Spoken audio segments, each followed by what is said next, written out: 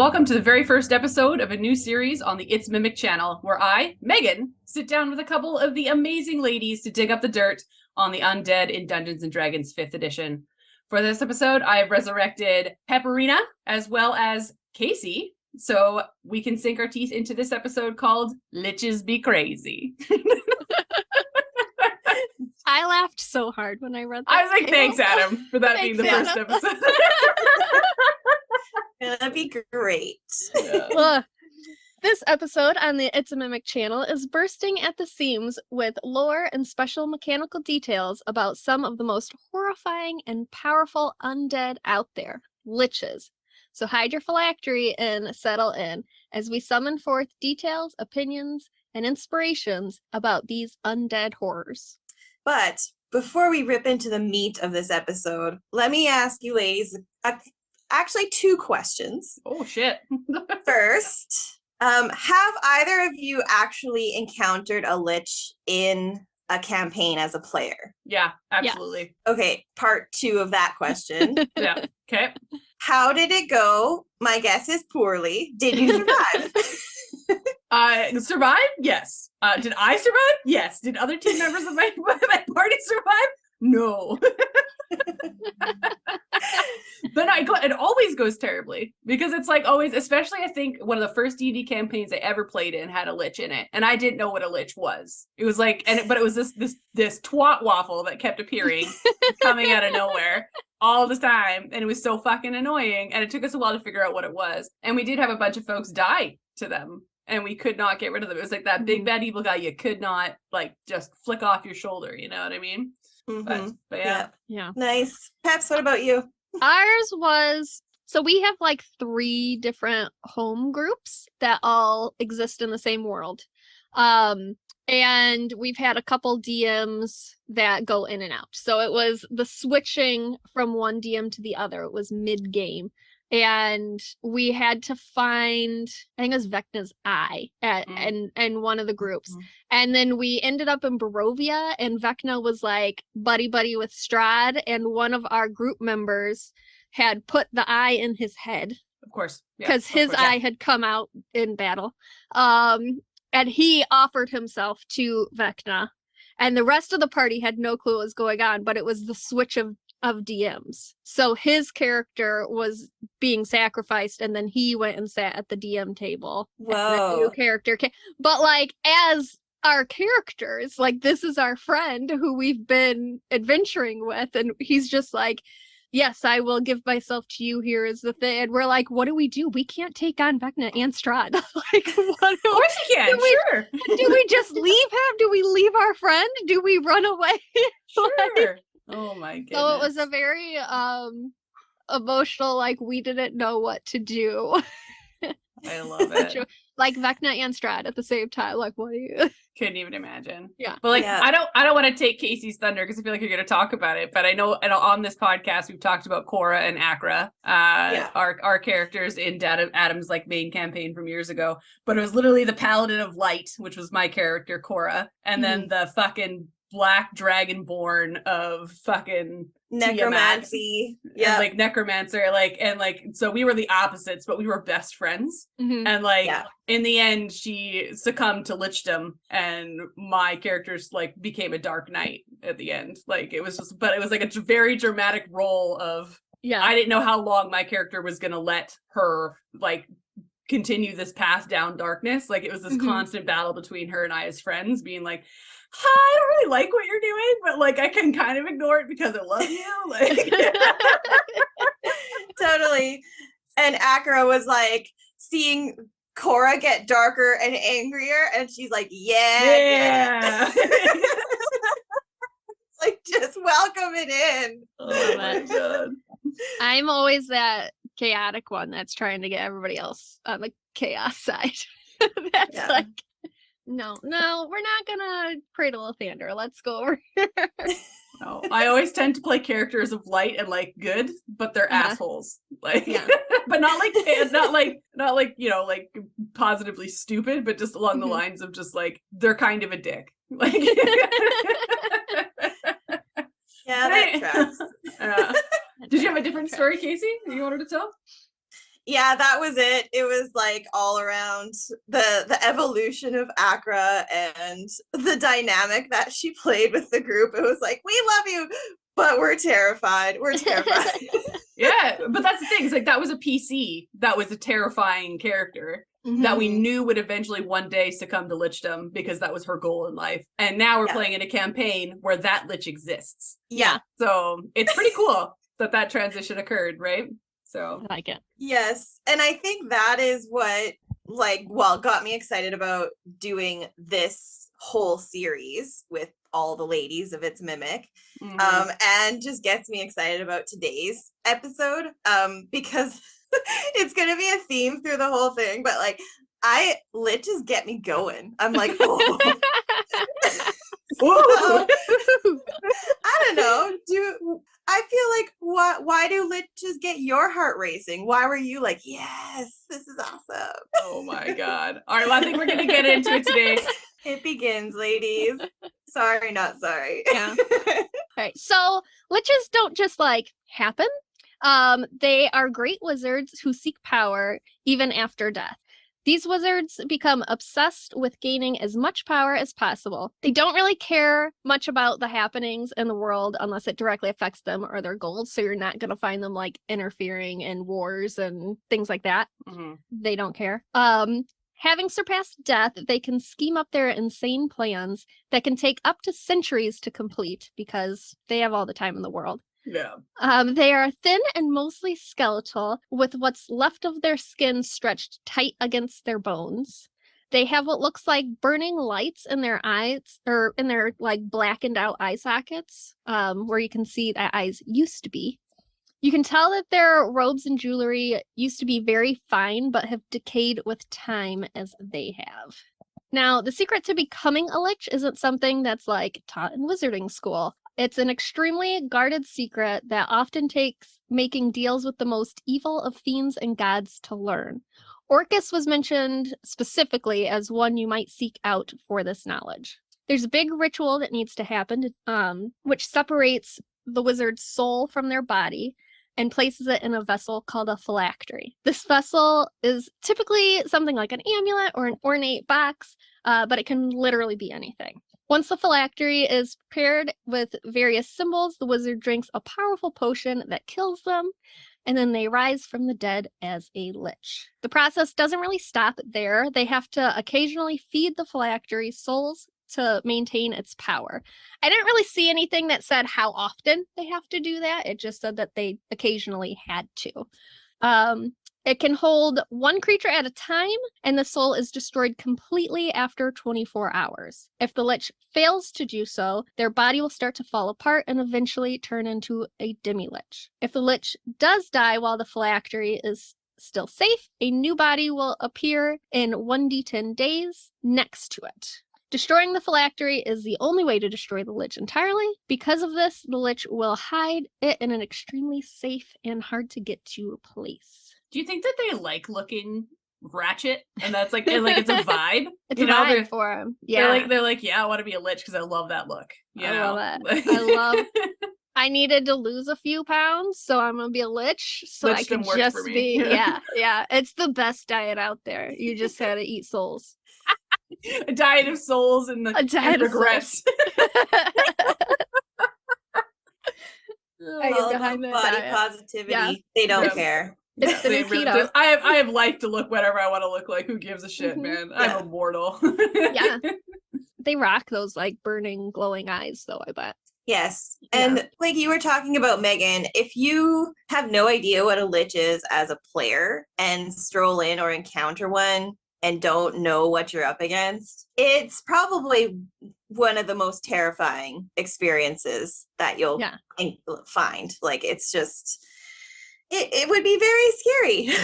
It would be. And to be fair, like the lich that we ran into didn't look decrepit and like, you know, like skeletal yet, because they were a new lich, right? Yeah. Like they were like, and our DM played it that way, that they were a new lich that just came into lichdom, so they didn't really have the decay and the body hadn't decayed yet. It was just kind of like, they're now a lich. They died, and they did have a scar from their death, but it had healed itself. and like they hadn't quite, you know, gone through that phase of like not having enough souls and like draining its own like body and skin. Like so like we didn't know what it was because it didn't look like a lich at the time.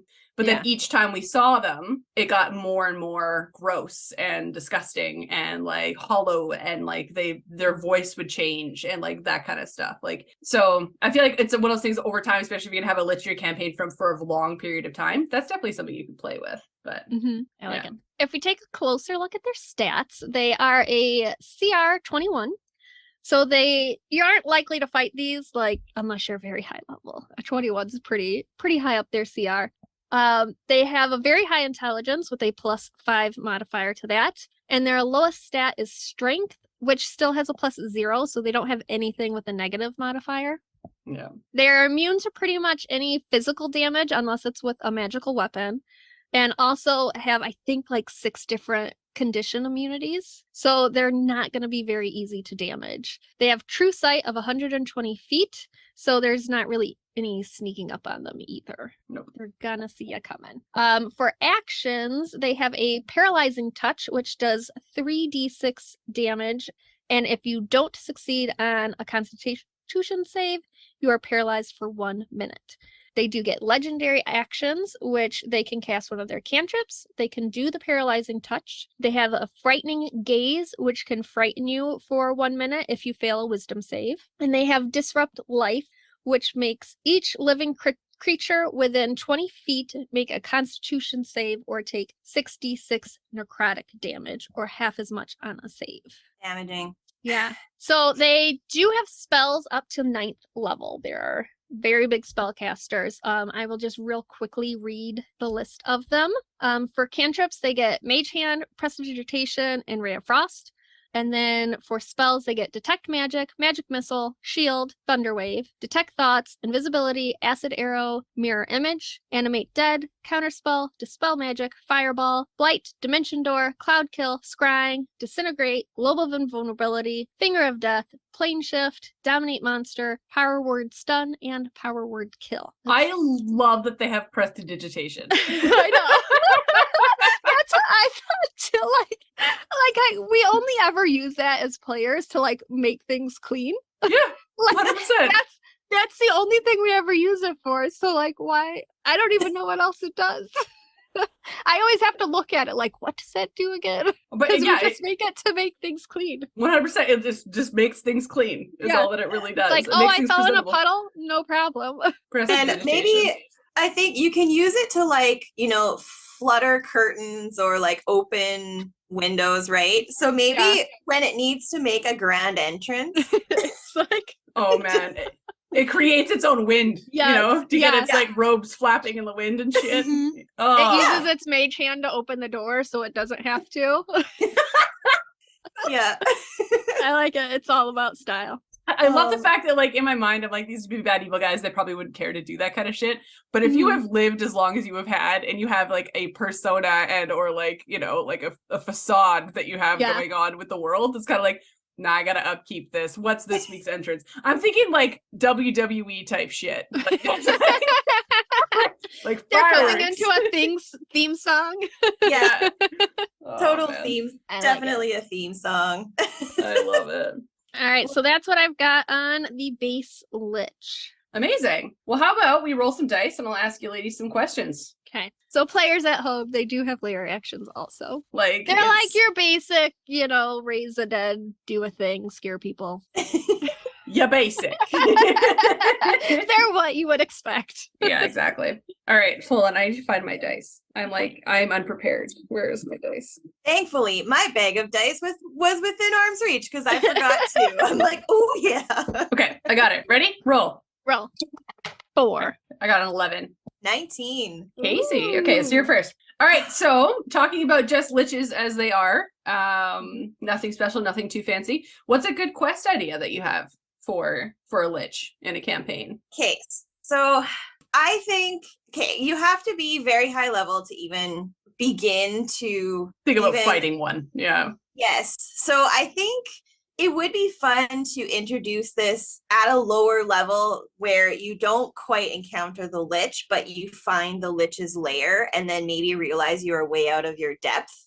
So it could be something like you need to enter a forbidden forest, and in the forest you encounter a tomb entrance, and then you go labyrinth or dungeon diving, and you make it all the way there, but then you find out that there's maybe something blocking your way that you need to do more research on, or there's a second big bad evil guy that you have to encounter first, and you actually think that that's it, and you're like, oh, we've made it here, but that's like the tip of the iceberg on what you actually have to do. And so I like teasing it, I guess, and then you have to do some retcon as players and then come back better equipped to actually do battle or actually encounter and go toe to toe with the Lich. Yeah, absolutely. No, otherwise, lots of players don't make it high enough level to actually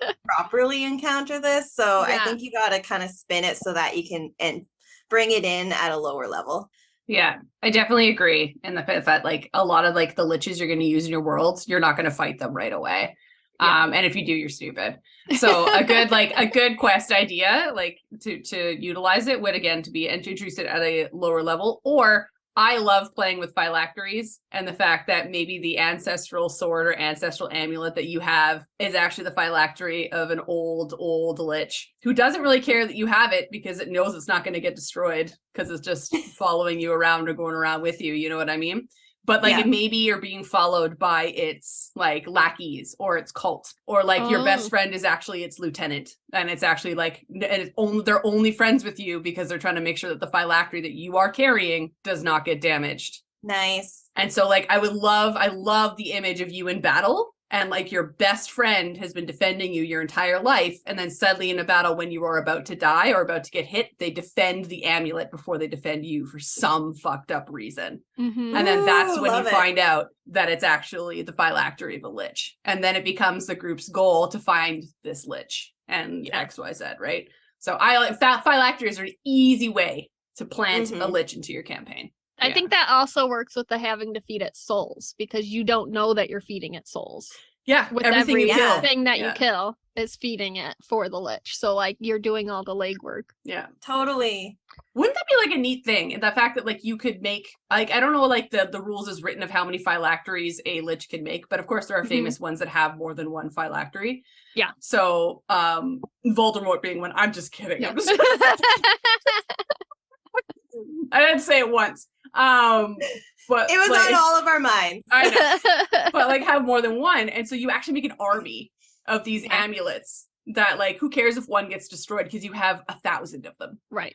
And then like you send out, you have like an army of a cult, or you just like they're gifted to like a specific army that goes out to war, and they're famous for winning wars. And the whole purpose of it is for it just to feed souls back to this Lich, right? Woo! That's cool. All right, so my idea for a quest is actually, like, you're in a long-term campaign, you know that the Lich is your BBEG. And as a DM, I would create a, like, one-shot and just be like, yeah, we're gonna just do a random one-shot this week. You know, I'm not prepped for the full campaign. I gotta work stuff out. But it actually showing the players how that Lich came to be a Lich is how I would like. I think that would be a really fun quest for at the end, your players discovering that this is the guy, you know, that they've been hunting the whole time. I think that would be, as a player, a very cool thing to experience. Yeah, it's like getting to play through the flashback, right? Yeah. This person's story. And you actually start to, one of those flashbacks where you actually start to feel sorry for the bad evil guy. Yeah. Yeah. And then you have to go back with you as the player knowing that, but your character not knowing that. Still murder it, you know? Yeah. Love a good prequel. Yeah. All right, next question. The question that I love, and I feel it's going to come up a lot in our series of the Undead, is body horror and how you would utilize it within the campaign using a Lich. So we talked a little bit about the body horror and how they look, but Casey, any other thoughts on how you would want to use the grossness of a Lich? Megan, when you were talking about kind of the guard walking along with the party and guarding the phylactery. What if the Lich itself was disguising itself and it was one of your party for a really long time? Say you go to a town and then a couple extra people join your party, you bond with them, and then it's a long time later, one of them reveals itself and it just melts away its disguise and it's this horrific, decrepit Lich. And I think it could use that, and it could end up doing like some ability score changes, some alignment changes in your group. It could be a massive reveal moment. It could be that by that point, one of the party members has fallen in love with that character, and the betrayal. Oh man, yes. And so the reveal of just the emaciated Lich figure, one, it could then turn on everybody and be like, hey, like joke's on you guys, and just battle ensues. Or it could reveal itself but still be in love with one of the characters and want them to join them and be still the same person that they were under disguise. And then you have to go over that whole mental thing of physical appearance. I loved the visual of like being in battle one day and then like their armor being broken off, or like maybe they got hit by a fireball and it melted away some of their armor, and like they're from like neck down. It's just like this emaciated thing. Yeah. I also like the idea of that if they're traveling with you for a long time, they're slowly, of course, decaying as they're traveling with you, but they're decaying because for some reason they realize that you are a good party and you're not killing anything. Ooh, And so then it starts to get frustrated, and then it starts to try and turn your team to be like, no, we should actually kill these people. Like, and they become that chaotic voice for your team and that weird good versus evil, like, battle within your team, because because they're just like, you're not killing enough people, we need to kill them, like, and then they get like slowly crazier and crazier and crazier, and their body is decaying and decaying and decaying, and then eventually they'll realize what's going on, right? What party isn't killing enough people though? You know what? We went at the beginning of our campaign, we had 2 lawful good characters that didn't want to kill anyone. So we actually went a long time without killing anyone of like quote unquote importance. We killed our ogres and our kobolds and our whatever, but like killing those of great power, we did not do. Like, we didn't kill like innocent folks, XYZ, like so we did have a pretty good campaign for a while until Acro was a twat waffle, but that's fine. Yeah. I think Dan's character at the time was the one that fucked everything up. Dan's characters always fuck everything up, but I mean, I stand by it. Yeah. But what about you, Peps? Any ideas on body horror? Well, the 2 games that I DM for the most are Animal Adventures and Call of Cthulhu. So opposite ends, but doing Call of Cthulhu, I do have to dive into the sort of body horror side of things. So I would go with that sort of like eldritch horror descriptive things if I were to describe one of these to my party. Yeah. The like cracking of bones and the stench of the decay and the, bits of flesh falling off and things like that. Oh, yeah. That's a good, like, it's difficult for DMs to describe if they're not using undead a lot. You know what I mean? Like, it's like, you don't really need to describe the fact that like it's old bones, it's old dust, it's their muscles and their tissues are peeling from their bones. You know what I mean? Like, you don't have to describe that a lot. So, but use as many words as possible. Yeah, and I think stench too. If you can spin a way to like describe stench along with that, I think it would resonate very well. Yeah, takes skill though. Yeah, it's true. Or you just get a really awful smelling candle and light it. Role-playing thoughts. Casey, how would you role-play one of these guys? Well, I think I just came up with an awesome idea with the the private or secretive NPC that potentially has become the big bad evil guy that was there all along. That's a cool one.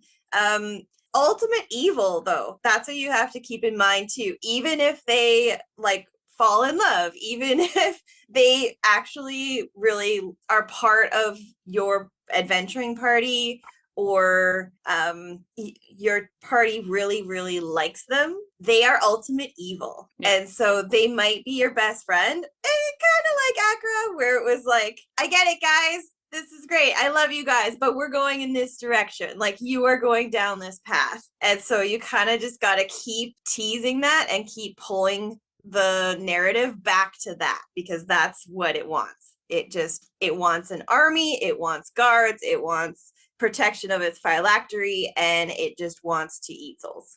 It just wants to gain power as best it can. So it will use the party to go get more power. So if that's the way it is, it's like, yeah, you guys are my best friends. Let's do this. But it's all for its own gain.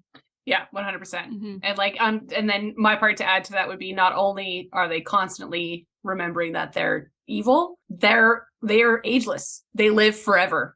You know what I mean? So like, they're not really going to care about the small potatoes. They're not going to really care about anything other than what is, and to Peps, you said at the beginning, they don't really care about any of the real world issues unless it directly affects them. Mm-hmm. So they're just going to be like, I don't really care about what's happening in this small town, but they might care about what's happening in that small town should one of their lieutenants or army or phylactery be in that small town, right? Right. That's the only thing they would really care about, because they're going to be they're selfish. Right? Yeah. So when you're speaking to one of these, if you're role playing one and you're speaking with your team and they're talking about the small potato shit, they're gonna be like, I don't really care. Like, but you are going to do this for me instead, because I need this done for me. And if you don't do it, I will kill you. Like, and move on to the next adventuring group. Like, and the long game, like they have no time limit, really. So it's true. What about you, Peps? Another interesting thing when thinking about role-playing them is they are any evil alignment. So they are not specifically lawful. They're not specifically chaotic. They can be any evil alignment. So you can play around with different one, like how they were in life, if they were more lawful or if they were more chaotic. But yeah, they're going to be obsessed with power. They're going to be obsessed with powerful items, things like that. So, but like we said, they're not going to have a timeline. They're not going to care about how long it's taking for these things to happen, because they have all the time in the world. So if you come to them with an urgent thing, they aren't going to care. But they could come to you with, I really need this thing over here. I don't want to get it because I can't be bothered to deal with that kingdom over there, but I need it. So I need you to go get it. I would just have them they're incredibly smart. You know, their intelligence is pretty maxed. So they're gonna be very smart talking to you. They're gonna have all the reasons why you should do this. And they even have like a higher charisma too than you would expect. So they're gonna have a good chance of really talking your party into these things. I think if you interact with them, you don't have to straight go to combat. There's a lot of social encounters you could have with them as well for whatever their thing is, that their big plan. And they're smart enough to trick you into that big plan and not tell you what it is and just be like, yeah, it'll be fine. It's like it's the small potatoes they don't care about that they're going to make you do that feel like small potatoes to you because it seems like it doesn't matter, but it's a very small part to a very long, elaborate plan. Yes. Right. Yeah. And they're not going to clue you in on what that long plan is. They're just going to trick you into doing that small piece. Yeah. No, they're just going to be like, oh, well, these items were stolen from me. I need you to go to retrieve them. And then it turns out that it's like a piece of a different Lich's phylactery that they're collecting so that they could be the ultimate Lich. Right. Yeah. Like, yeah, those bitches. All right. Well, we did talk a lot about exploration and clues kind of with them already and some of our like creative ideas on how to utilize them. So my last question around them is probably around combat. If you fight one, what's it going to be like? Or like, Casey, any thoughts right away? I think this is actually really challenging for a DM because they're so powerful.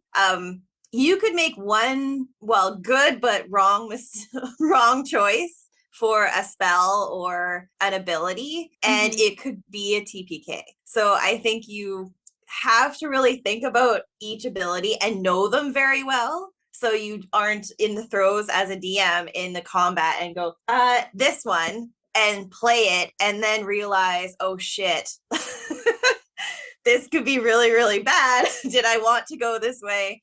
So know it very well as a DM so you can manage it appropriately and not make sure your party doesn't die, but it is terrifyingly powerful. And so you just got to make sure you go toe to toe appropriately and don't end the fight too quickly. And lean into that a little bit, I think. And as combat as a player, all the power to you. I don't know. Like, good luck. Don't do it. Don't do it. Yeah, and especially if as a player if you have done some sort of research in the game to know what you're up against, then you might know the specific tiny fragments that might do actual damage to a lich. But if you don't, you're just going to throw your biggest thing at them. It's probably going to be disappointing on impact, but then you learn. But then you might realize, oh, we are out of our depth and you have to run away. But yeah, it's scary. It gives me like that like twisty stomach feeling, even as a DM or as a player. It's like, oh. Yeah. Oh, man. I think there's two things to remember with the Liches. One, they're probably never really going to leave their lair unless they have to. Like, they're stronger in their lair and no one's going to come after them within their lair because their phylactery is probably not going to be there and they're just hanging out having a good time because they know no one is going to challenge them.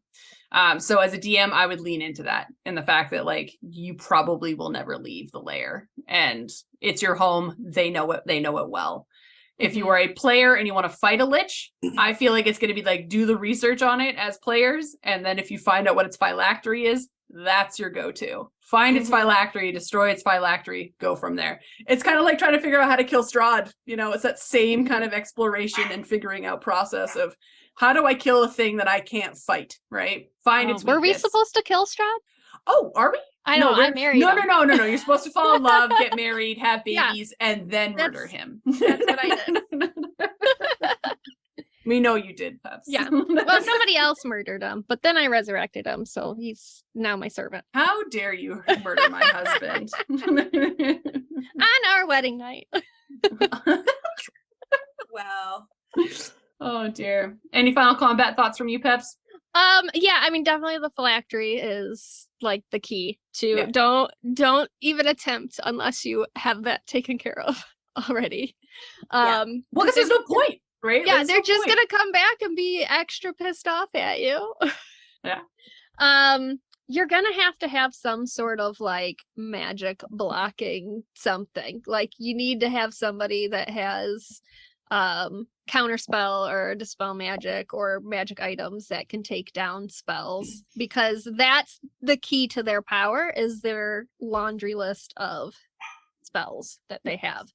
Their only actual like attack other than their legendary actions is their paralyzing touch. Yeah. So, which is a range of 5 feet. So if you can take down their spells somehow, or you can get them to burn through spell slots and waste them and not get close to them to be paralyzed, then you might be okay. Yeah, you may or may not be like kind of okay. Right. Your tanky people are probably getting paralyzed at some point in this situation. But also as a DM, if you don't want a TPK, that is a good way to stop the fight, is they can just use their paralyzing touch and just hold everybody. And have the conversation and be like, you are out of your league right now. Yes. Back up. Yes. So as a DM, like if this is not the final battle and your players come in hot, like that's a good way to just like pause. You don't want to do this. I was like, what players would do that? But then I remember a very specific time. It wasn't a lich, but I remember being in a dungeon and there was a dragon. And my character was like, yeah, man, and like went to go run forward to hit it. And then I think it was another character like put up a stone wall and said, nope, grabbed everybody and ran. And I was just like, but I wanted to hit the dragon. Yeah. What players would come in hot? All of them. All of us. All of us come in hot. It's if we go down together mentality. Yeah. Well, it was always Cora. Cora's running in, so. All right. she's the smart one, right? All right, speaking of coming in hot, let's move on to Demiliches. Oh boy, as if Liches weren't horrific enough. So exploring what happens when Liches be so cray that they fail to feed mortal souls into their phylactery. So Peps, you touched on like how frequently. So it does have to be frequent enough that it doesn't just dry up. Yeah. So if this occurs, which I mean, you can decide how long it is. I feel like it could be years, it could be months. It just depends on the DM. So when it occurs, the bones that you have under that like thin, gnarly skin start to just turn to dust. And slowly but surely, all that's left is your skull. And it will remain dormant until it is disturbed. So perhaps by accident, perhaps by an adventuring party, somebody that is somewhere they shouldn't be. But this fragmented existence of this skull is what's called the Demilich. And so many times they are perceived as having gems in their eye sockets. And that is also where like they're called soul gems. So that's where souls could be stored when they're in that state. And so it can potentially collect souls in those gems for the phylactery whenever it comes back to have in contact with the phylactery. The Demilich is pretty strong. However, it no longer has the same arcane abilities as the Lich form, but you still do not want to fuck with this unexpectedly at all. A Demilich rises up in what the monster manual calls wraith-like form. So imagine it's quiet, it's silent wherever you are. If you're in the depths of a tomb or in a labyrinth, you walk where you shouldn't.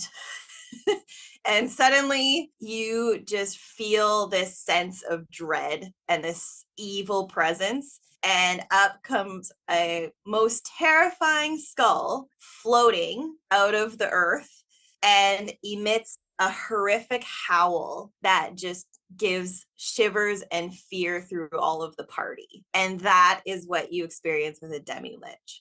So terrifying that the howl can potentially drop anyone within 30 feet to unconscious. So we'll get more into stats on that, but it is intense. So exciting.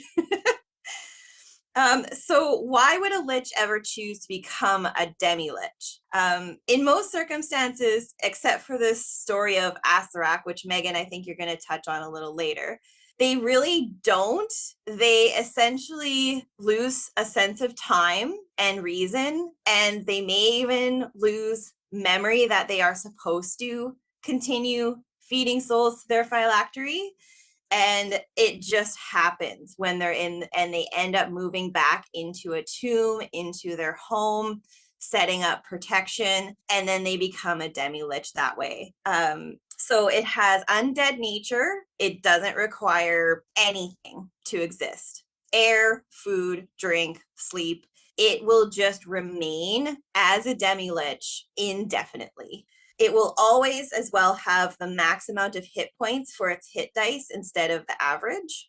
So it's just lying in wait forever. So you could encounter a Demilich that is thousands and thousands of years old, and you could unwittingly feed it souls and or find its phylactery and unwittingly feed a soul back to it. And that will give rise to the Demilich becoming a Lich again. So this is kind of the biggest spin too, is it has enduring existence. So where its phylactery survives, as long as that still exists, the Demilich will continue to exist. It's important to note that a Demilich is not the very end of a Lich. Enduring existence allows it to survive as long as its phylactery still exists. So if the Demilich is destroyed, it will reform in 1d10 days, similar to the Lich. And if the phylactery is fed a soul, the Lich form is restored as well. It's very powerful, and before we get into the stats specifically, there is a little bit of differences in some other lore besides the monster manual. In earlier editions, the Lich was medium size, and it evolved into actually being tiny size in 5th edition.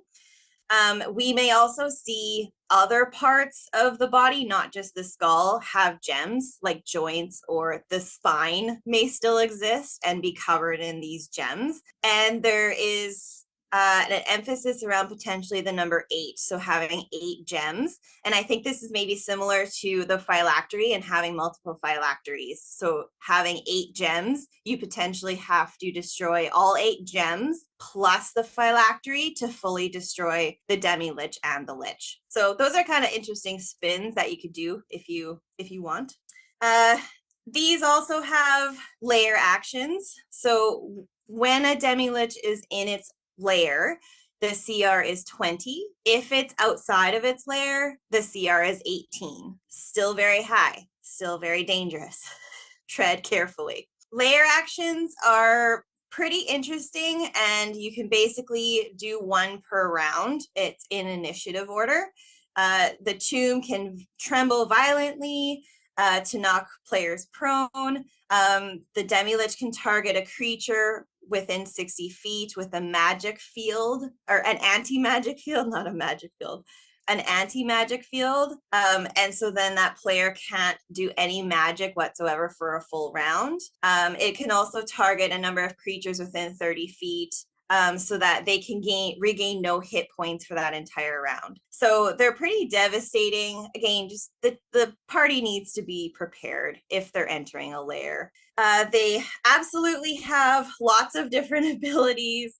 The layers can do incredible necrotic damage, and if it has monsters that are helping protect its lair, those also have advantages. You can't travel in and out magically. You can travel magically within, but don't try to teleport into a tomb that potentially has a Demilich. It just won't work.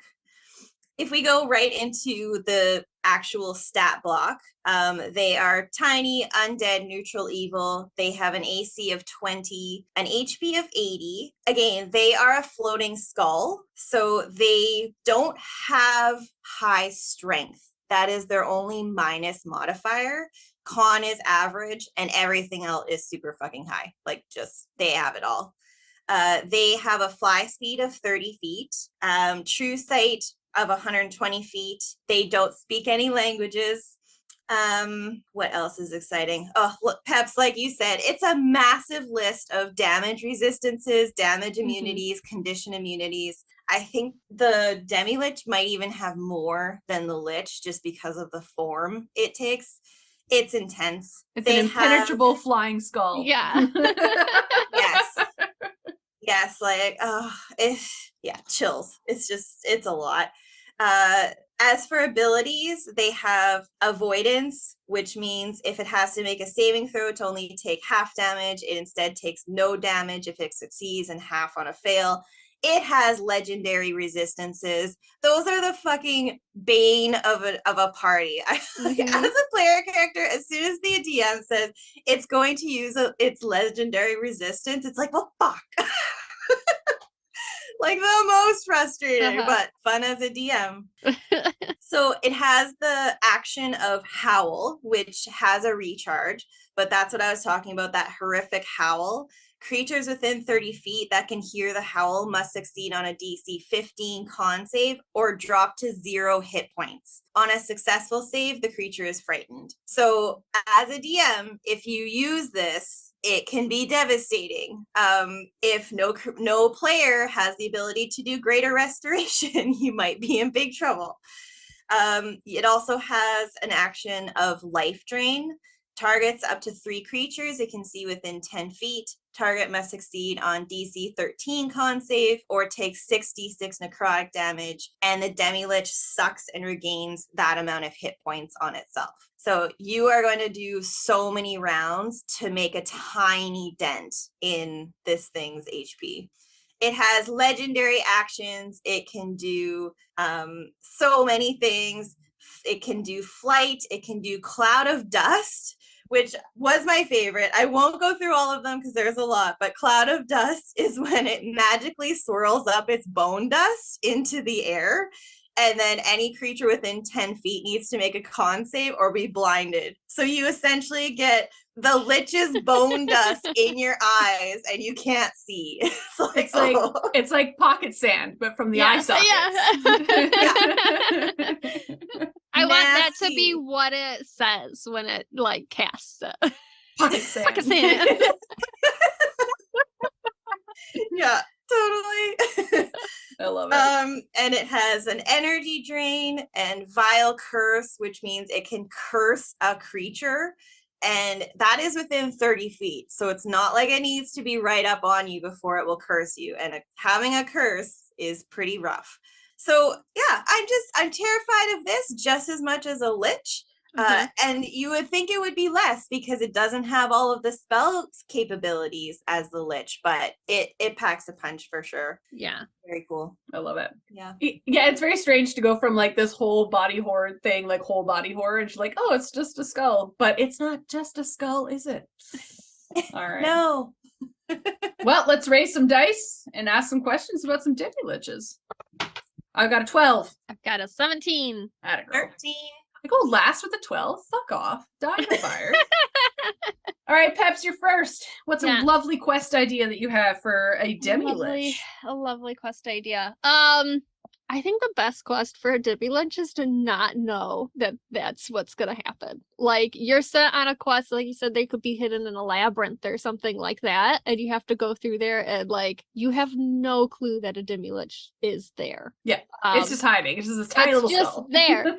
But like, whatever sent you there knows that a Demilich is there. Yeah. And just doesn't fucking tell your party. I love it. Yeah, that's what I would just not tell them.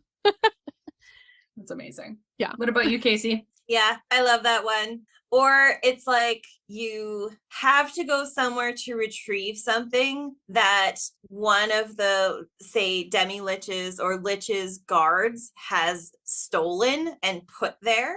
And you have no idea that it's there, but you have to just go retrieve. And you think you're going to come up and encounter some sort of monster, but not a Demilich. So you're walking in, trying to retrieve some sort of loot that's been trapped or put into this tomb.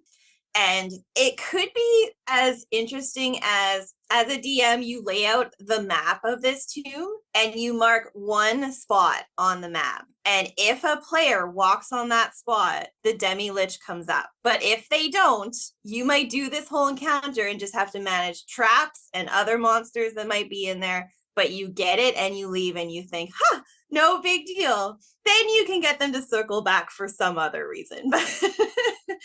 But it could be that close to encountering and having to combat a Demilich or not. And I think that could be a fun thing. I was going to say, like, we have come across a Demilich in our campaign just recently, Casey and I didn't realize that until this episode and reading it, that we are did not realize that's what that was. Yeah.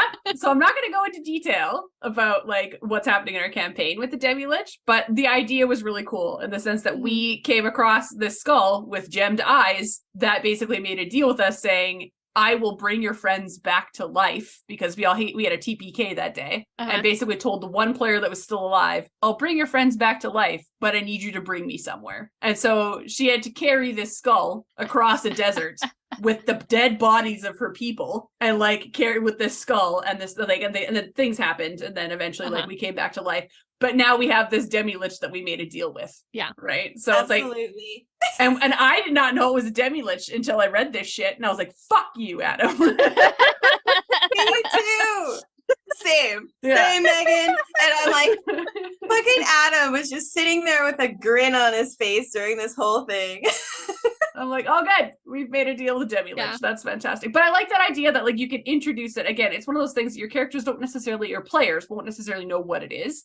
You've just come across a talking skull that's sentient, right? Yeah. And you're just like, okay, interesting. Except it really never really talked. It just kind of like made the deal and that was it. And like you kind of knew what to do.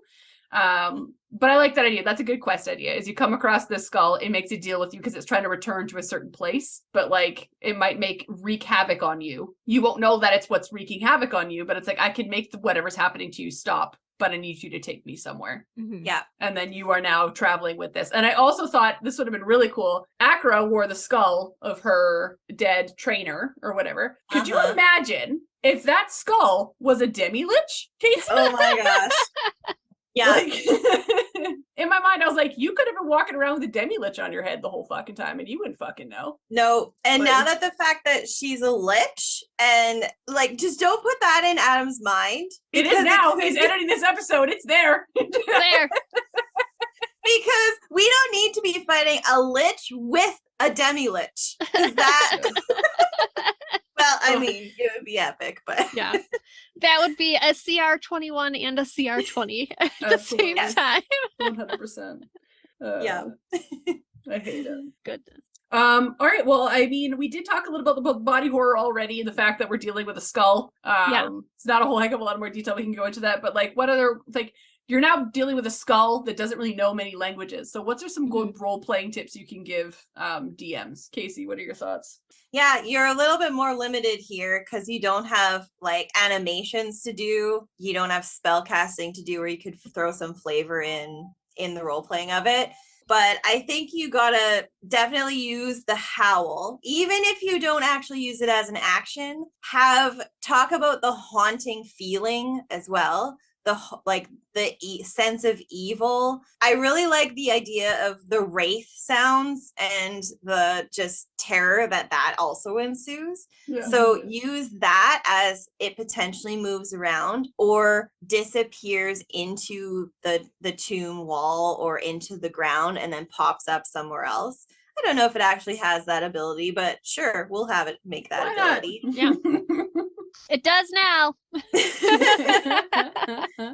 Yeah, so use those type of things, I think, to add a little bit more terror to the floating skull that's sitting before your group. It's true. Yes.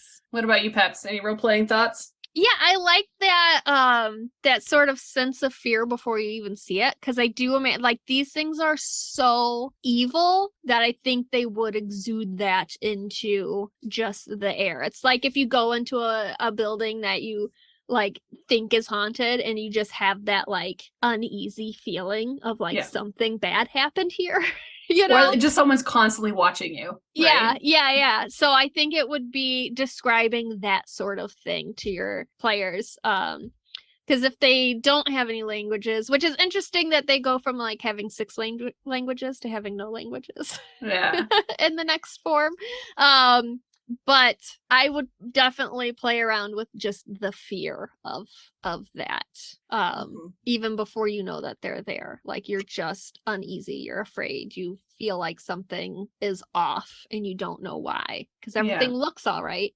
Yeah. Yeah. I feel like that bleeds right into being like exploration and clues and sense that there's something around. And like it's like you just feel the air is thick. Yeah. Like and to Casey before you described stench, right? Like it may exist in a decaying area. Not that it's a decayed thing because it's decayed years and years and years ago, but like it definitely would like probably exist where something like it doesn't smell great, it doesn't feel great, the air is just moist, you know, like you can play that into the body horror as well. But I think that if you are mysteriously like not looking for a Demilich but are going to come across one, those are some definite exploration clues to use, to your point, Peps. Like just the feeling, like the hair on the back of your neck stands up for no reason, you know, things like that.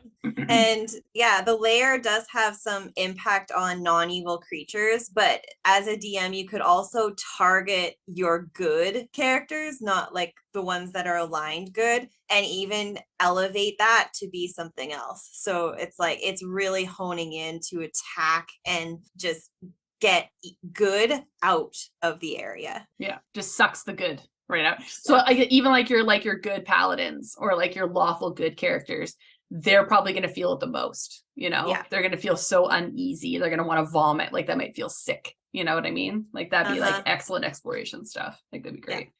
All right, well, speaking of that, last one, combat. Any thoughts, feelings, emotions around combat for these folks, Casey? I just remember like old style Nintendo games where the bad creature that's floating just kind of swirls in the same motion across the screen and you have to try and hit it. Yeah, yes! Just like the infinity symbol just over and over again. Yes, you guys know exactly what I mean. I mean, to put it lightly, that's kind of what I at first think of is just like, oh, and then it's like, God damn it, how do I hit this thing?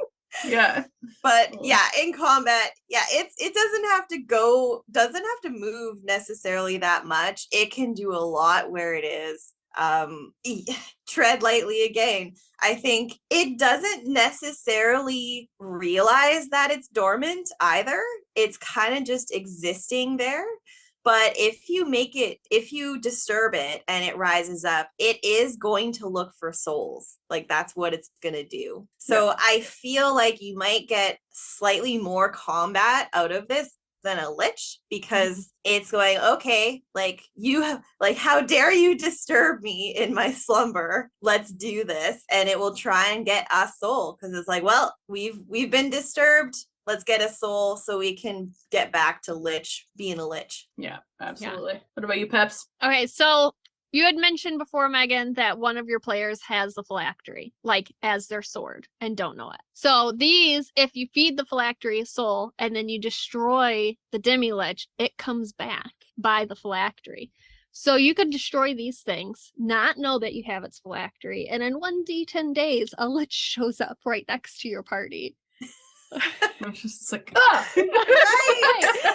Like that of the thing you just killed. Like how horrible to have to fight both of them and not realize that you did that. Like you think you won, but you did not. Oh my god! And it can't even be like, oh. Like, yeah. So I've had a character who's had like ancestral swords to be destroyed before, but the fact that they would now have to destroy the ancestral sword because it is now a phylactery is just like would be so fucking frustrating. Yeah, because it just keeps coming back unless you destroy your weapon. That'd be so sad. Yeah. I would have that weapon like do extra damage, I think, to it. And like you don't know why. You just assume it's because it's a magical item or something. Maybe it has something against undead. But like that is the weapon that can destroy them. And your party doesn't necessarily know why. Unless they did some like hardcore digging, which I've never been in a party that does hardcore digging. We just run into things. We have Dan for that, and that's it. Dan does the hardcore digging. If your party is like going into it, I would definitely reward them with some knowledge of that. But I feel like for the most part, we're not gonna know what it is. So I would give that weapon a special bonus, I think, of damage against it. Yeah. And like again, to your point, you wouldn't really know why until you actually researched into it, or until that time you do happen to destroy it and then it pops up and you're like, until it shows up next to you. Right. Yeah. And it could even have like some ability of giving the attuned player hit points upon a kill. Like you regain like 5 hit points every time you murder something or something like that too. So you have some of the similar abilities to the Lich and Demilich, and you don't even really realize why. Yeah. Because you just think it's a cool magic item. What a great, cool, magical sword that I have. Great it does so much for me. Yeah. It's my best friend. I don't know what you're talking about. I love it. On my end, I don't really have much extra for combat. I think it goes the same as like with liches. You're not necessarily going to want to fight it. It's stronger in its lair. It's going to try and trick you. Like you're not necessarily going to fight this thing. You're going to figure out a way to destroy it. Right. Same kind of process. And to your point, Babs, what team does digging? No team does digging. They'll probably kill it 4 or 5 times before they actually realize what's going on. Yeah. Or leave it alone or not know what they're doing, or make a deal with it the way that we did in our campaign, which I'm now kicking myself for. Great. But that's fine. I have so many regrets. So many regrets. Oh my gosh. Okay. What if Zenti has the phylactery in her bag from just something that she's picked up while she was carting around all of you dead people? Possible. It's very possible. And Who again, knows now you what's put in those bags of holding. Who knows? It could be dead bodies. You never know. Accidentally, just accidental dead bodies I'm carrying around. Whoopsie doodle.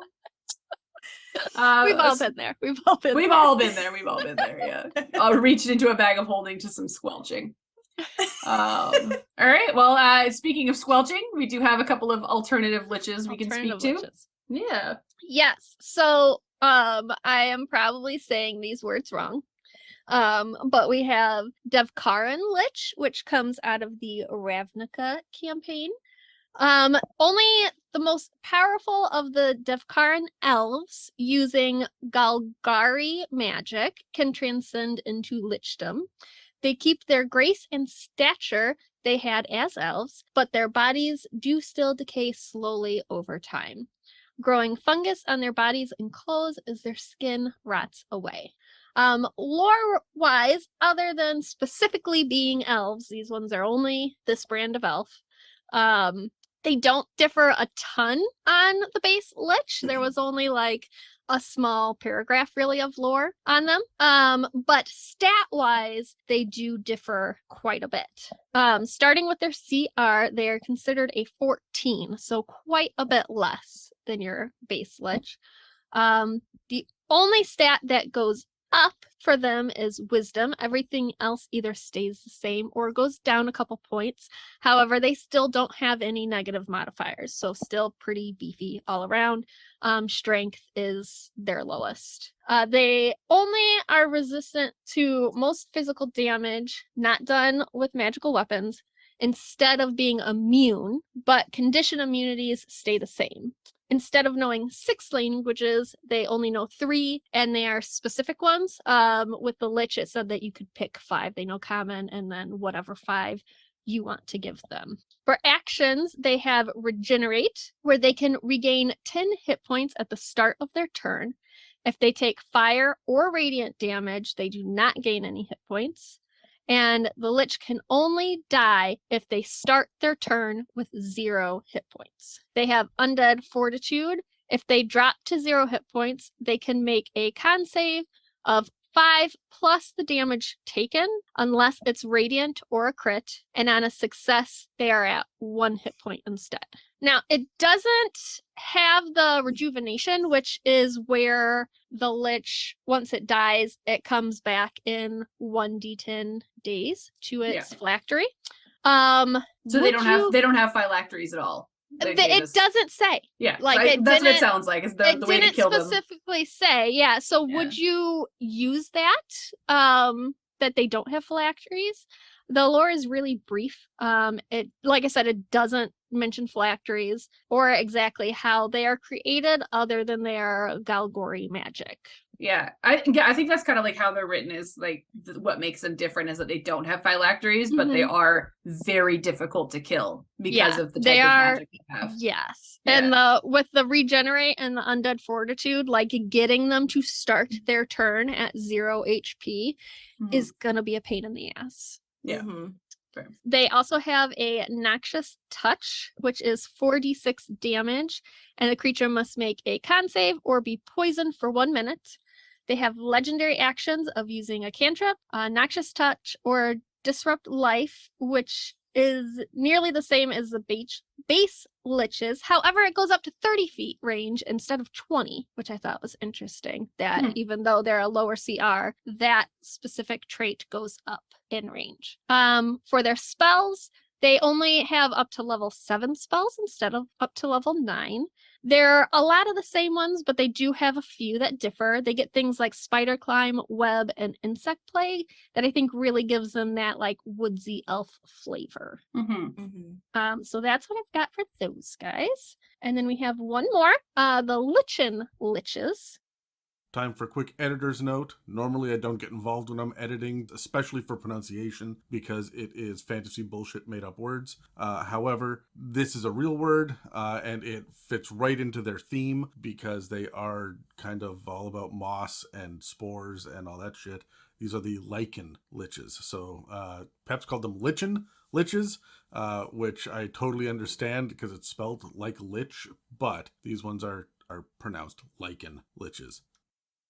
These are, so your base Lich are wizards. These are druids. They're the most powerful druids. They look mostly skeletal with fungi and bark covering their bones and clothes. vines that come out of their chests leaking a black and poisonous fluid. Its lair actions are things like clouds of poisonous spores, creating shambling mounds, and erupting rotten roots and vines from the ground to restrain creatures. These liches are a CR of 18, so a little bit higher than the last guys. Wisdom is their highest one, which is different than the other ones. There's intelligence was the highest, but that tracks for druids. And strength is still their lowest because they're all skeletons. So they, no muscles. They do not have any resistances or immunities to physical damage like the others. So it will be a bit easier to hit these guys, but they still have 6 different condition immunities. So don't count on charming, scaring, or paralyzing them among some other things. For actions, we do see rejuvenation again in the stat block. They also get a multi-attack and can hit 4 times in one round. So these guys seem to be a little bit more combat heavy than the other ones do. They didn't have a multi-attack at all. They get poisonous touch, which is a 5d6 poison damage, and you have to make a con save or be poisoned for 1 minute. They have a ranged spell called Wither, which does 4d6 necrotic damage. And we have Firestorm, which is a 7th level spell they can cast 1 time per day. They can create 10 10-foot cubes within 150 feet of them in spaces they can see that all fill with fire. Each creature in that area makes a dex save or takes 7d10 fire damage or half on a save. Ooh, yeah, that's a lot. Luckily, they can only do that once a day, or it would just be over. I like it that it says that these liches can choose to let the plant life in that area be unaffected if they want. So, like, they don't care if you die, but they're saving their plants. They're plant moms. For legendary actions, they can attack they can do their attack, which is the poison touch. They can use a poison prick. They target one creature that is poisoned, and that creature must make a con save or fall unconscious until the poison condition ends. With being able to do 4 poison touches in 1 round, pretty much everyone's going to have that poison condition at some point. So the poison prick could take out pretty much anybody. And they have sap life. The lich targets one creature. It must make a con save or takes 2d10 necrotic damage, and the lich regains HP equal to the damage that is done. So That's pretty dope. Yeah, those I so like cute. those guys. Yeah. All Just right. cute little druidy liches. Right. Plant moms is the best description I've ever heard. Plant moms. I don't care about anything but my plants. You can fuck off. Fuck off. But I'm saving my plants. Oh, I love it. All right. Well, I mean, roll dice. I've got a couple questions based on some of these guys here. We got a 10. 12. 2. Amazing. Peps, when would you include these in your campaign as a DM? Well, the Ravnica ones seem very specific. Yeah. You kind of have to be in Ravnica. You have to be in Ravnica. I don't think I mentioned the Lichen ones come out of the Candlekeep Mysteries. Okay, yeah.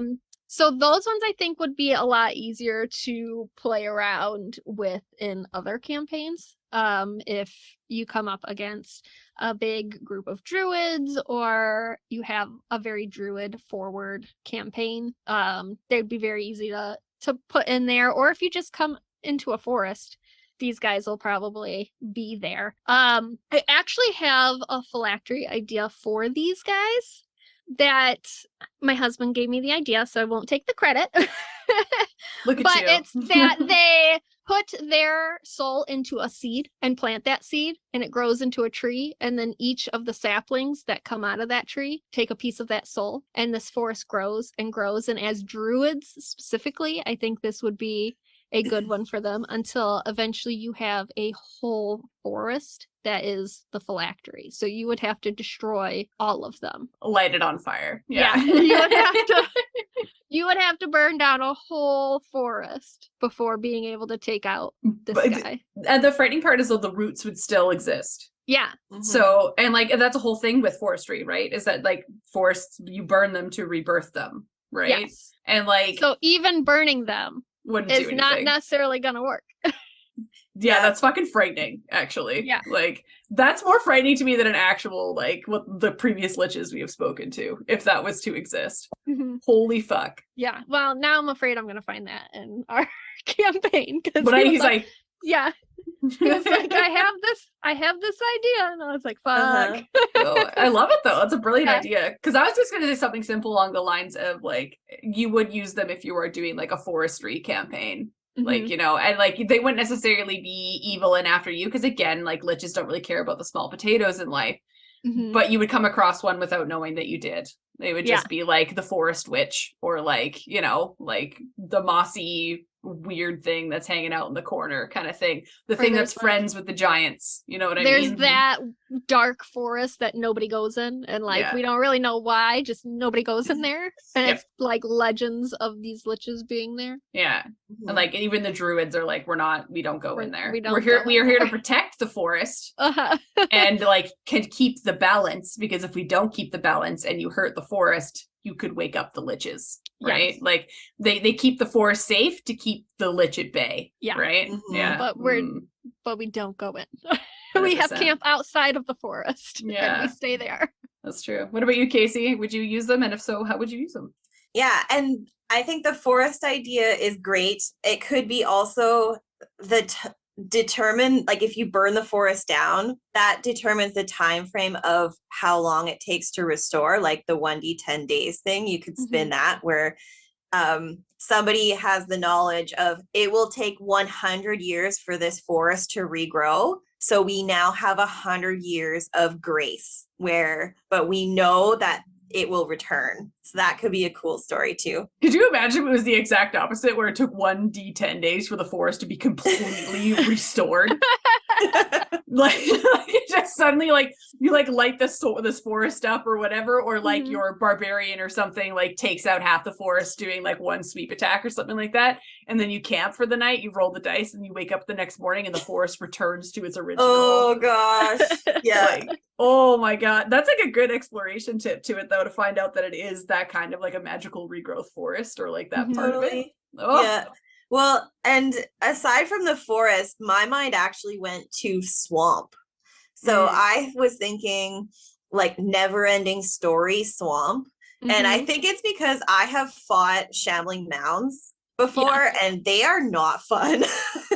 Like they're fun to play as a DM, but they're fucking annoying to fight.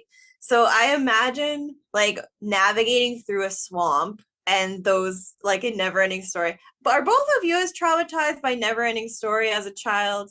Yes, like 100%. I don't know that I've seen it all the way through. Oh, it's one of those films that I feel like it was on TV. It was on TV so much as a child that I watched like small parts of it, like over like time. I know what happens, but I don't think I have the connection to that's it to be as traumatized. Yeah, that's fine. That's fine. Bless you for being protected.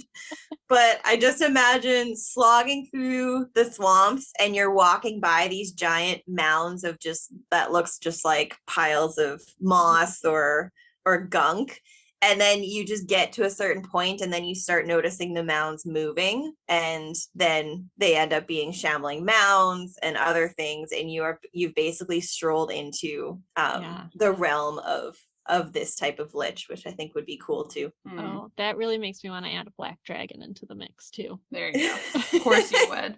I know. Oh. You say swamp and I'm like black dragons. Black dragons. No, like when you were speaking of like movies that traumatized you that reminded you of this, there's one that I know that I really want someone to hear this episode and reach out, because like there's very few people that have seen this movie, and it's The Warriors of Virtue. I don't know if either of you guys seen that movie. Okay, it is a children's movie, and it is basically about a kid that gets sucked into a magical realm where there are 5 kangaroos that have elemental magic capabilities, and they are basically the warriors of virtue. And it's like this whole forest versus the evil guy, etc. storyline. But again, one of the girls who is one of the female kangaroo is like the earth, and she uses flowers as weapons. She throws them as darts.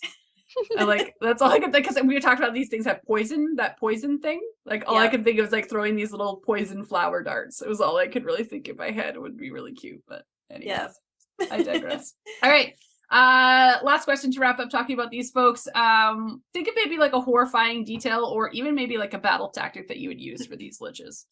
Perhaps I believe you were first. Oh yes. The battle tactic, well, I would go with the elf guys. Like if you're not doing the phylactery with them, but they do have that, like, they're gonna be so hard to get down to a 0 hit points. Because they have the thing that brings them back to 1. They have the thing that they regain hit points at every turn. Yeah. They're going to be extremely hard to get down. And unless your party specifically knows to use radiant or fire, they're just not. Yeah. It's going to be an ongoing, they're going to be beaten down. Beating a dead horse, basically. Yeah. Yeah. They're just like, sorry, like you why can't kill does this guy keep coming back? Yeah. And you'll think that it's a lich. You'll think, oh, if we find a phylactery, we can kill it. But you're never going to find a phylactery. You're just going to have to fucking deal with not being able to kill it. Right? Yeah. No, I was going to say the same thing, that it would be so fucking frustrating in a battle not being able to kill this thing, and it keeps generating. And at what point does it run away and be like, okay, well, I'm tired of getting beat. Yeah. So I'm going to like, I am exhausted. Or would they just sit there and let them try? Yeah. Like, what's the mood of like that elf would be like, okay, well, I don't care about the small potatoes. I'm just going to sit here until you tire yourselves out. Like, fuck off, like, how hilarious would that be? What about you, Casey? I kind of like that essentially neither one of these they don't have specific layers that they're meant to, you have to seek out, and that's pretty much the only way you're going to find them. Especially the Lich, you could actually drop that into a few different scenarios, and it can be very devastating, and their abilities can translate into those areas as well. Like, I imagine like that, especially that fire ability. Like, say you're walking through a forest and you see a wall of fire just coming your way. And it's not burning the forest, but it's burning every creature that you see as it's moving across. Just lighten up the squirrels. Yeah. So I think that's a unique characteristic of both of these, which I think is very different than the other ones. You can put them into a lot of scenarios, and those heavy hitter things like the fire is pretty cool. Yeah, I love it. Yeah, because even with that fire, so it's 10 cubes that are 10 feet, and it has to be within 150 feet of where it can see. There's only 50 feet in that area that's not getting one of these cubes of fire. Yeah. So 2/3 of that whole area are going up, and there's no way they're not placing it on top of any of your party members unless you're hidden, because you have to see it. But yeah, and then just imagine like it hitting, and hopefully everyone makes it through, and then when it subsides, the forest is perfectly fine, and then you just keep moving forward, and you come across charred corpses of everything just along the way. And it is not where you would expect a lich to be. So it would probably be the last thing that you would think is causing this. Like, you would think potentially some sort of witch or hag or some other forest monstrosity, not a lich. So I like that. Like, I now know about this one because it could be a good spin as well. Yeah, because I read hag when I think of the things that it can do. And to your point, thinking swamps, we have swamp hags, we have all these things, right? Like, that's what you'll think of right away if you're going to be a Dan who's going to try and figure out what it is that you're fighting right away. Yeah. And then it turns out to be a lich, right? Like, yeah. This is how we get you, Dan. That's how we get you. Okay, so let's talk about two of the most famous liches in D&D. So the thing to note, we're going to talk about Vecna and Acererak. So the thing to note about the lore behind these folks is that it has shifted and adjusted over time, depending on the edition that you're working with, as well as pop culture fame from things like, when Matt Mercer's group used Vecna in their campaign, as well as, of course, Stranger Things utilized Vecna as the big bad evil guy in a TV series. And honestly, if you haven't watched it, get off your high horse and watch it. It's a good TV series. I don't care what anybody says. It's adorable. Eddie for life. So I'm going to try and touch on what we get in 5th edition specifically, because that's kind of what our podcast is about. But I'm going to add in and sprinkle a few pieces of cool history that may or may not be thought of as canon, but are really good creative fodder to be used within your campaigns. So first we have Acererak. I'll talk about him first, just because he's kind of like, kind of fits into a couple things we already talked about today. So as Casey mentioned, he was a Demilich at one point. He was a skull. It's technically not written in 5th edition that he was a Demilich. In 5th edition, he is currently as standing just an Archlich, like he's a Lich. His body was restored. And you can find him within the Tomb of Annihilation. Is his big bad evil guy kind of place. And as I said, he's kind of described as a Lich who roams the worlds, trapping souls of adventurers and kind of luring them specifically into these tombs. The most famous tomb, of course, is the Tomb of the 9 Gods, where he is thought to have destroyed 9 false gods and sealed them away. So that's kind of like the whole big story arc of the Tomb of Annihilation. But other than that, there's a lot of really cool pieces of that weird non-5th edition history where he was potentially at one point Vecna's apprentice or what have you, or again, like he's just, it's kind of same as Vecna, where he has been liched, demi-liched, then liched again, and then all these things over time that you as a DM can kind of decide what point in the storyline of his life you would want to utilize him, and then kind of go from there. But a couple of key points about his personality that you probably want to keep in mind is that he does not give a shit about revenging his own death. So if you were as a group to have killed him and like he regains and comes back, he doesn't care. He's just like, whatever, man. He's going to let time kill you, and then he's going to come after your kin. Mm-hmm. So that's kind of like his big deal is like, he's like, if you kill him once, you probably won't see him again because he doesn't care. But if you were to play in a campaign later down the line with like future characters, those characters might see him again, because he's coming after you later in life, right? And the other kind of scary thing about him is that you don't actually know, no one knows what or where his phylactery is. Not even the gods know what or where his phylactery is. So it's very up to DM discretion what and where that will be for your group to try and kill this thing, because you probably cannot. Stats wise, so within the Tomb of Annihilation, there is a stat block for Acererak, which you can utilize for your 5th edition campaigns. He is a CR 23, so one of your big bad evil guys, shall we say. Has a lot of the same things as regular liches do, so basically immune to most things, and it's very, very hard to attack or kill him.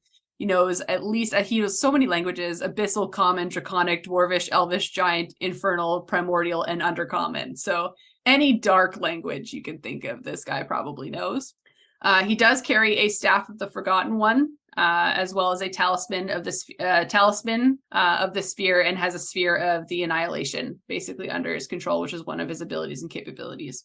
I won't waste your time by going through all of his abilities because he is a Lich. He has all of the same things Liches do, like Paralyzing Touch, a whole bunch of different spells, like a lot of spells. But it's your classic ones like Mage Hand, and it's Animate Death, Counter Spell, Cloud Kill, Circle of Death is a good one. But then he also has Disintegrate, Finger of Death, and Plane Shift and Teleport. So those are some of the big ones that I find are like gonna fuck your team up, shall we say. Mm-hmm. Yeah. And then again, he's a 9th level spellcaster, so he has Power Word Kill. So, and Time Stop. So it's don't fight him. Don't fight him. That's our advice. 100%. Run away. Yeah. And then as I mentioned, like, no, won't go into too many details. He does get legendary actions. But some of the scary things that he has is he does have Invoke Curse, which is basically while he's holding that Staff of the Forgotten One that I mentioned, he can expend 1 charge on a creature within 60 feet of him that must succeed on like a DC 23 con save, or be cursed. And what that curse basically means is that you cannot regain hit points and you're vulnerable to necrotic damage. And you darn well know that you're going to be surrounded by undead when you're fighting this guy. So 1 bop with his staff, you're cursed and you are going to die. Like, and the only thing that can save you is Greater Restoration, Remove Curse, or something along those similar magical means and lines. So yeah, that's Acererak. I don't like it. Fun. Yeah. I honestly, like, again, as I mentioned at the beginning of this, like, there's so much history between like Acererak, Vecna, and a couple of all these really famous liches that they are built to not be fought. They are built to be campaign builders, right? Yeah. So, but I'll get into Vecna a little bit and kind of describe what I mean by when I say that. So when it comes to Vecna, the first thing that I will say is that he's a big bad evil guy that is not based on any kind of current like lore or fantasy, which is what a lot of our well-known big bad evil guys are. This is an original creation by Gygax, starting way back in the world of Greyhawk, when all you saw was Vecna's hand and eye. Like, him as Vecna did not exist at first. So, and those, of course, are magical items that you can find within the DMG now, but they were available in the DMG way back in the day as well. But that was long before 5th edition. So I'm going to try and stick to, again, our 5th edition lore that we have going on here. So right now you can find him in the Dungeon Master's Guide, as well as the Greyhawk adaptation for 5th edition. But of course, he is a Lich, one of the most famous Liches. You can basically find him everywhere in D&D community. And again, thanks to Stranger Things. He was basically a king turned into a Lich as a means of seeking immortality, as he felt it was owed to him. Before his lichdom, some say that he was experimenting on mortals to try and find a way to absorb their life's essence into his own. And no one really knows how he actually ended up becoming a Lich or obtaining it, but here we are. Basically, eventually he did become bored of his immortality and just spent his life wreaking havoc in a goal to obtain all of the world's secrets. One of his big things was that he believed that secrets and knowledge about one person gained power over them. So that's basically his big goal, is just to know everything about you, all of your secrets, all those things, because that to him means power. Knowledge is power to him. Over time and gaining all this ultimate power, becoming this facade and basically building kingdoms and tombs and towers over the years, he basically became known by many different names. Think Voldemort, but for D&D. People would never really speak the name of Vecna. They would call him the Whispering One, or all these other different names or anecdotes that he would go under. So you could play in a campaign with a different name for Vecna and use Vecna. 100%, because he was always known as something different depending on what plane you're on, what group you're in, what timeline you're in, like whatever campaign you're playing in. He'll probably have a different name. As a true Lich, he does have phylacteries, which some say, of course, are his hand and his eye, which visually he is famous for being a Lich that has a missing eye and a missing hand. So if you come across a Lich that has a missing eye or a missing hand, you kind of know who you're dealing with. And as I said, these items are attainable within the DMG, and you can absorb them into yourself. Peps, you had mentioned that one of your players in your game did put the Eye of Vecna in his eye. That is how you do it. You have to remove the appendage and plunk it in. So you would have to remove your eye, put the eye in for you to actually gain the abilities of the eye itself. Same thing with the hand. You have to cut your hand off and put the hand on. Right? Casey, we just had a campaign where someone lobbed their hand off and put a hand on. And and luckily enough for us, that character died and the hand ran away. So we don't know where it went. I like that the hand just ran away. Yeah. Disappeared into the ether. It was a very Thing moment. I feel like the body fell and then the hand just went off the arm and then scurried and poof. Yeah, I love it. So if you're looking to play with Vecna within your campaign, they did just release a new stat block for Vecna, which you can find on D&D Beyond. It's called Vecna's Dossier, which does give a simple breakdown of kind of like a little bit of his backstory, kind of where you can find him, a couple of his different names. But then again, there is a brand new stat block that you can utilize, which I'll do a little bit here. So he is a CR 26. So I just heard Casey's gasp. We are starting off hot on this series. Yeah. But yeah, and then it kind of goes from there. So he is extremely intelligent with a +6, with a wisdom of +7. Again, he is a very strong, powerful wizard lich. But yeah, again, he's got legendary resistance. He does have special equipment where he does carry daggers named Afterthought in his hands. And then he has Undying, which of course is if he is slain, he is rebirthed, similar to any other Lich. And then he does have something called unusual nature, which means he does not require air, food, drink, or sleep. So he's just alive and well on a regular basis. Yeah, that seems pretty standard with all the liches. Yeah, so because they dead. They dead. They undead. They're dead. They don't need that shit. Don't even get me started. So yeah. So for spells, like again, like after I read Acererak's, his spell list is actually a little bit lighter. So he just has things like detect magic, dispel magic. He can fly. He has lightning bolt, mage hand, prestidigitation. But he can also use Dimension Door, Dominate Monster, and Globe of Invulnerability, as well as Plane Shift on himself only. But he does have a bonus action where he can use Vile Teleport, where basically Vecna teleports along with any of his equipment he is wearing or carrying up to 30 feet to an unoccupied space that he can see himself. And then he can cause each creature within his choice within 15 feet of him to take psychic damage. So when doing this teleport, he also has Rotten Fate. So he causes necrotic damage, necrotic magic to engulf one creature he can see within 120 feet of himself. So it's a distance, my fam. It's a DC 22 con save throw or take an average of 96 necrotic damage on a failed save, and of course half on a successful one. If you are a humanoid, though, and you are killed by this magic, you are raised as a zombie. So that one's a scary one because I imagine if you're fighting this thing, you're gonna go down pretty quick. I feel like no matter what level you're at, and then you're gonna have to fight your zombie friends. Yeah. Right. So. Well, and with that range, you might not even know what caused it. Like that could be a way that Vecna just fucks with you too. It's like because he'll sense you coming in miles away. Yeah. And then he could just, pew pew that, and suddenly one of your friends just drops as you're walking through, and you have no idea. You haven't even gotten there yet. Right.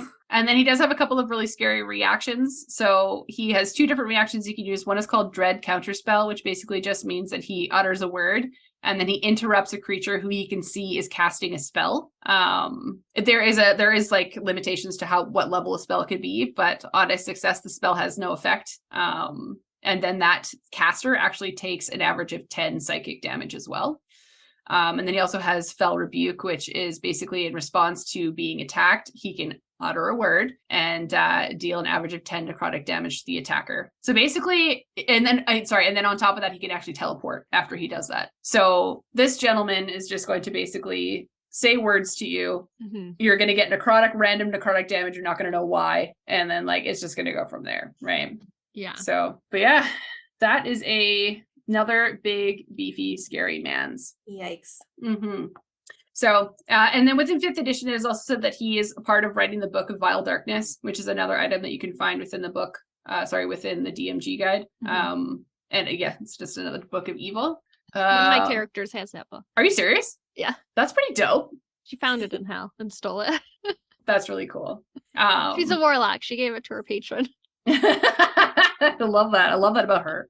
But yeah, at the end of the day, I feel like these are definitely your big bad evil guys for the ending of your campaign. Or as we mentioned at the beginning of this episode, these are the ones you're going to introduce early to warn your group or give them a quest or give them a reason or give them a rhyme, or they're just going to exist in the background doing dark shit in the background. You know what I mean?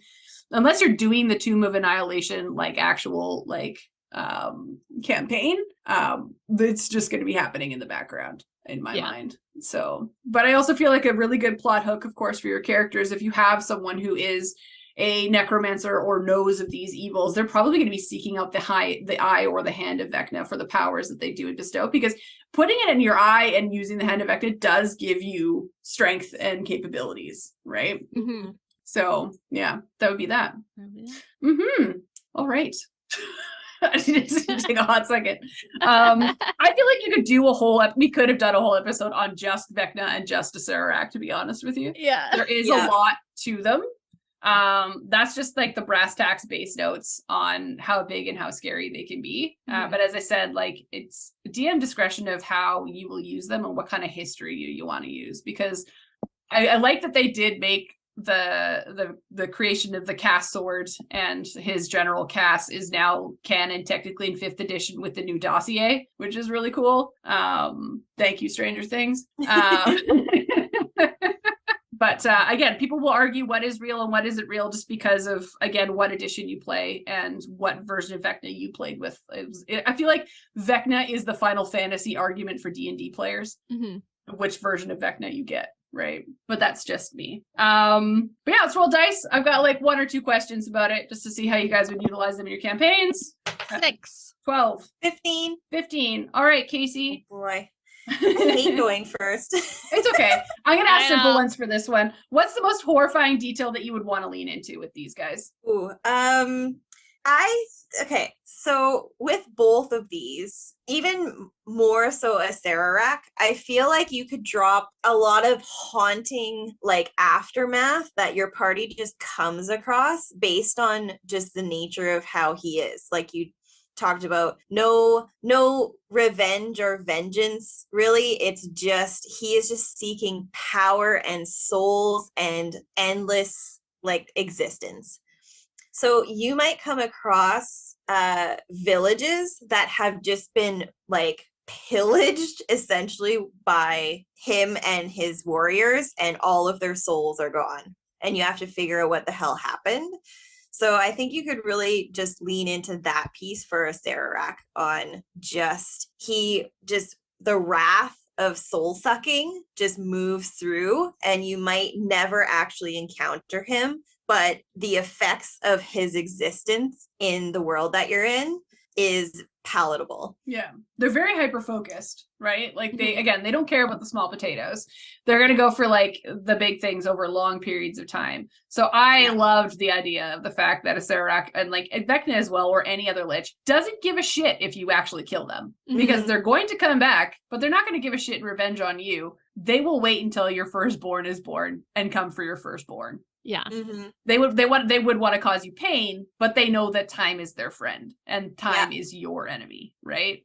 Yeah, and you might even come across other like creatures or monsters that you can interact with that have killed Acererak, and they like their life quest is to try and get him to never come back, but it's futile. And so you can get hints on how to combat and how to defeat him, but even then it still might not matter. Very true. So yeah. What about you, Peps? With both of them, I think you're not gonna know that you're dealing with them for a long time. Like, we did not know. I mean, as players, like, yeah, we're going for some, like, unblinking eye. We had an idea as players that's probably Vecna. Yeah. Like, we know, but our characters, like, we were sent as this whole thing. We were, like, dimension jumping, kept going through portals, and we're trying to get back to our home. And we were told that if we collected this unblinking eye, that this person could get us back home. That's how we ended up finding it. So that's how it ended up. We then ended up in Barovia, where Strahd was with Vecna and our guy, and like, give me the eye and I'll send you home. Yeah. But it was a year before we knew that Vecna was behind it. So I would definitely go into that sort of, like, you're not going to know for a very long time. Yeah, you're just a small part of their long story. Yeah. Like, you're going to have no clue. And then one day, like, fuck, what have I done? You know, like, you played right into it. Oh, yeah, I love it. So, on a scale of 1 to 10 severed hands, how would you rank Liches and Demiliches as part of the undead landscape in D&D 5th edition? Megan, I'm gonna get you to go first. Sure, man. So, I mean, like 1 to 10 severed hands. I guess 10 is to be like the most severe severed hand, and then like 1 being like small potatoes. I think for Liches, in general, I would give them a solid 7. Like they're pretty frightening. Demiliches, I'd give them. I would give them, like, weirdly enough, I would give them like a 5. Not because I'm not afraid of them, but because like I feel like I will never come across one, and if I do, they'll probably not want to have anything to do with me, and they don't care. Didn't you already come across one? Yes, but they want nothing to do with me, and I don't really care. They brought me back to life and disappeared, so we'll find out later on if that was a problem or not. We'll check back in a year and see if that 5 still stands. Yeah, right. The Devkaran Liches, I would give them, just because they're so cool, I'd give them like a 6. I'm not as afraid of them as I am like a classic Lich, but I am afraid of them, The Lichen Liches or Lichen Liches. I don't know. I don't know. I may have been saying that wrong the whole time. I want to say lichen because I'm thinking like lycanthrope, but it's also not spelt like a lycanthrope. But anyways, I would keep them as a 7. I would keep them up with regular liches. I think they're equally as frightening based on what we talked about. I think they're equally as frightening. Then Acererak is my 9, and then my Vecna is my 10. That's how I would rate them. That's how you would rate them. Yes. That's fair. Yeah. I think that's a pretty good scale. I definitely like the Dav Karen are definitely lower for me on the severed hand scale. They do have that cool like hard to die thing, but I think the Liches are probably my favorite. I would give them like 8 severed hands because I also just have a deep love for druids. So that's true. In my head, somewhere in Barovia, my Pepperina Sparklegem OG character who married Strahd is probably searching out to be a Lich because she was a druid. So like I like to think after she became the vampire queen, she moved on to bigger and better things. Ooh, I like it a lot. Adorable. Yeah. What about you, Casey? Would you change any of those? I think we're all on pretty much the same page. I might actually swap liches and demi-liches though. Yeah. I think demi-liches are a little higher on my scale. Yeah. Mm-hmm. And I think you would come across them. I think it's because I would imagine coming across them more and actually maybe fighting them more likely than a lich. I think a lich is incredibly threatening and scary, but you may not ever combat or encounter it directly. Yeah. I think a lich you have to seek out. I think a demi-lich you just sort of happen upon sometimes. Yeah. And they're gonna be like, oh, now I can use you. Whereas I feel like in my mind though, like a lich is like hunting and they're like, oh, I can use you. Yeah. Whereas like a demi-lich is like, oh, there you go. Yeah. Surprise lich. Lich. But I do like because, and I will say this right now, there is a very large argument going on the internet right now about the new Vecna dossier and whether or not the new Vecna that has been printed with the stat block is strong enough for Vecna, based on his history and who he is and whether or not he is strong.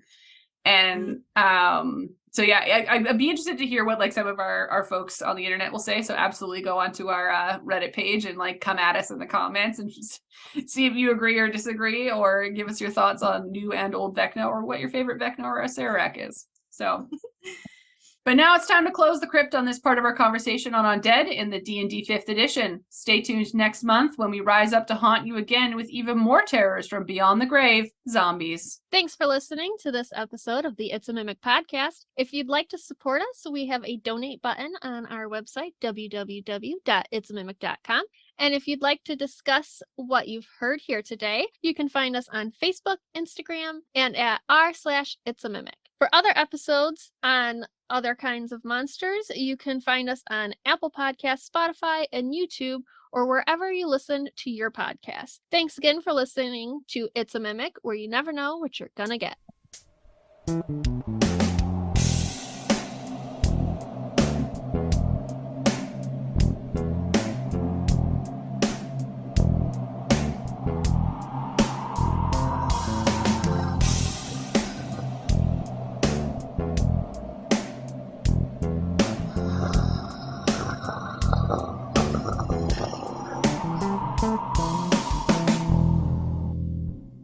Adam asked me the other day, Casey, if we wanted to make this one as like drunk and ratchet as our Giants episodes. And I'm like, the Giants episodes are special. We can't have that anywhere else. Like,